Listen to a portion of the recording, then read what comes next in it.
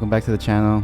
I know I haven't posted in like a little while, but as promised, I'm here for a tutorial on how to sample. I'm just gonna be covering the basics in this video, like simple warping, time stretching, finding the BPM and tempo and stuff like that. But I'm still gonna try to make this as like informative as possible. Another thing too, I just want to say thank you so much for the massive support these past couple weeks. I think we're at like at 88 or 89 subscribers, so we're really close to 100, close to that 3 digits. Thank you guys for tuning in, for sticking around, for showing support. It really does mean a lot. It really does make my day. All the comments, especially with their constructive criticism, those I love reading those. I love seeing what I can improve on in these videos. If you have any more, please just send them over. I always like to see how I can become better at making these videos and just overall better producer. That being said, we're just gonna get straight into the video so not waste no time, and let's just get to it. So when sampling, the most difficult thing for me personally is just finding the sample itself, considering there's so much for you to look for, and now you can pretty much sample just whatever, like your imagination's just run wild, which is amazing. It's great. It's a good problem to have. But just to save some time, I picked this song, Both Hands, Free Solitude. It doesn't say by who it's by, but we're going to use this one and we're going to give it a listen real quick.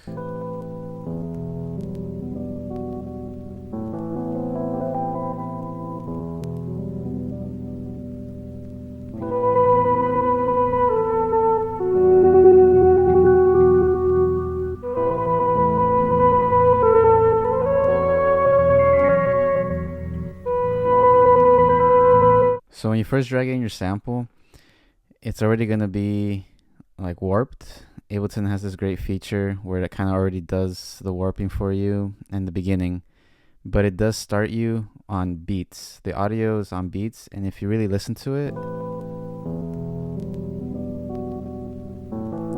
it starts to be like a little jumpy. So like right here, see that how it like shifts up and down? So in order to get rid of that, use Complex or Complex Pro, and then this gives you a lot more control over the sample and the audio. See, now everything sounds more natural. So now that we have that, we're gonna, hold on, what's this? Let's see. Sometimes it cuts off like the very beginning, but always make sure, see how it's like in the negative, and like it starts right here in the middle, but it kind of like, here, let's try this. Like if we hear it again side by side, it's like starts in the middle. So kind of always be sure that you're starting at the beginning.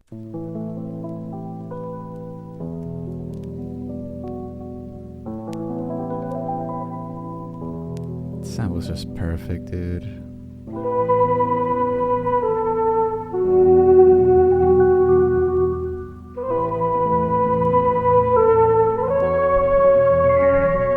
So the cool thing about Ableton is that when you drag in a sample, it already kind of gives you the BPM. Typically, it's very accurate. Like see right here, it's 60.61. When you come across stuff like that, just round it down to the nearest 10th or the nearest 5th. But we're just going to keep it like that. And considering we're already at 120 BPM, which is just double time from the original sample BPM, we're just going to keep it like that. Or maybe we can just put it up by like 5. Nothing too crazy. When you're happy with what you have and things are in time, next thing, which is my favorite part, is looking for the thing you want to sample. Now I really like this beginning.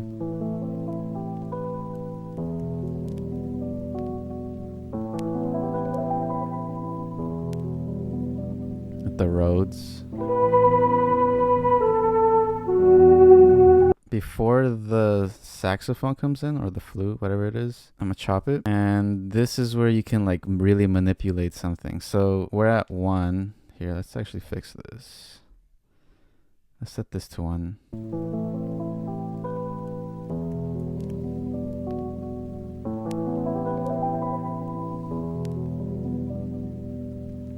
So that's a really perfect loop, but the thing is it ends on an odd bar. So we would either want it to be a 4-bar or an 8-bar loop, since we're in 4/4 signature, time signature. That's another thing too. Be careful when sampling like really jazzy songs, considering those type of songs always do change in time signature at like random times. So kind of like be specific on like certain parts that you want to take out. But right here, let's just time stretch it. And the way you time stretch it is you take off the warp mode, and then now there's nothing holding the audio to a grid. So from here, we use the pitch wheel. Now you can either like transpose it up, which will make it a lot faster, or if you transpose it down, it extends it. So right now we want it to be at around 8 bars. So right there. And now we can detune it a little more just to be more accurate. And then right here, I typically like to overshoot it just a little bit, because you can always cut stuff out, but you can never like really add stuff. So after we have that, we're gonna warp again. And remember to take this off, like reset the transpose, because then it might sound kind of weird. So now let's hear it again.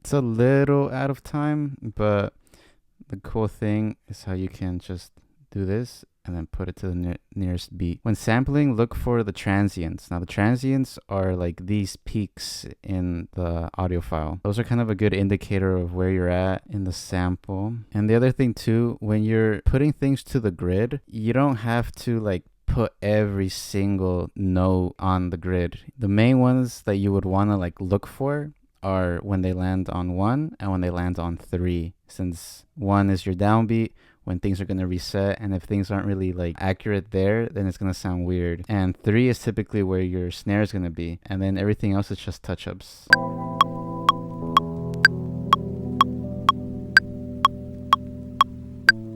Ooh, see? Loops perfectly on it. Let's listen to the rest of it since it does have other elements.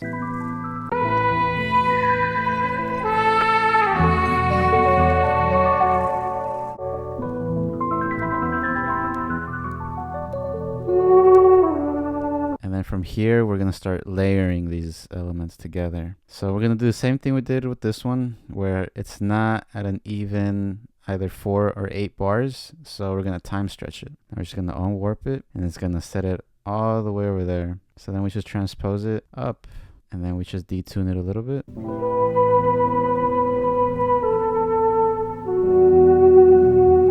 See how this part isn't hitting on 1? So just put it right there, and then better, way better. It's gonna sound much better when everything's together too.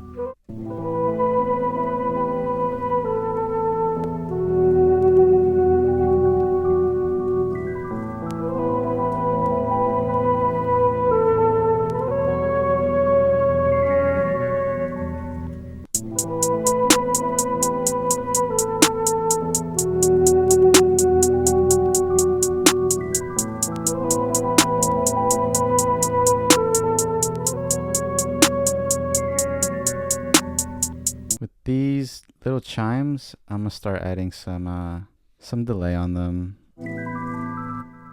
See how it like kind of fades out now?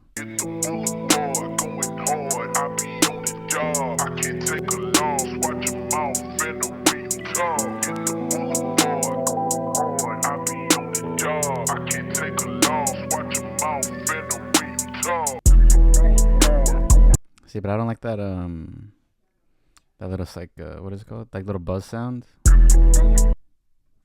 don't like that little buzz sound, so you just take some away from the high end. And then just clean up the low end a little bit, because these kind of frequencies, like all the way over here, you don't really need them. So just clear them out, and then just boost it a little. It's already kind of heavy, so yeah, see.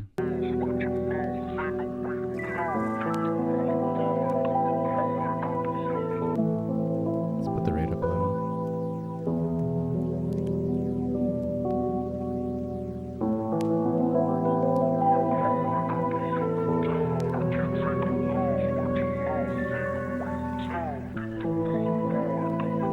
Let's put a chord on the saxophone.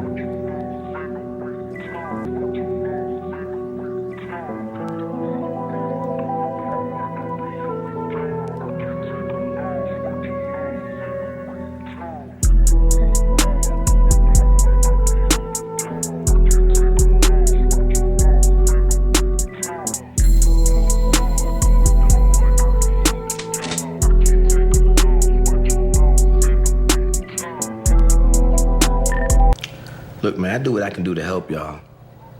But the game is out there, and it's either play or get played.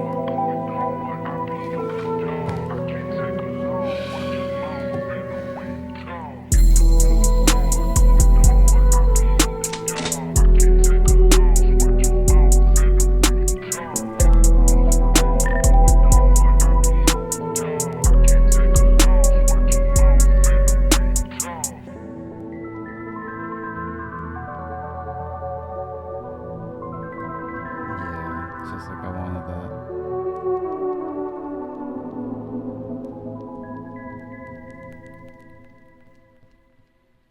That's amazing. It's amazing. I love it. That's gonna be it for this video. I hope you guys took something from it. I hope you guys learned something. I hope it was extremely helpful. If you have any questions, put them down in the comments. I'd love to answer them. Again, thank you for the massive support in these past couple weeks. It's been insane, honestly, seeing how great the videos have been doing. The goal is to hit 100 by the end of the year. I feel like we can do that. We got a little more than a month left, but regardless of that, I'm thankful for everything still. I'm gonna see if I can do something good for you guys when we reach 100, like a free pack or something, just as a way of showing gratitude. Let me know if you'd like me to cover any other videos, or if you'd like me to show you other ways of sampling, because there really are other ways, and maybe this is just like a beginner's tutorial. That being said, thank you again. Have a good Thanksgiving, have a good holidays, stay safe, and be good people. I'll see you in the next one, guys. Thank you.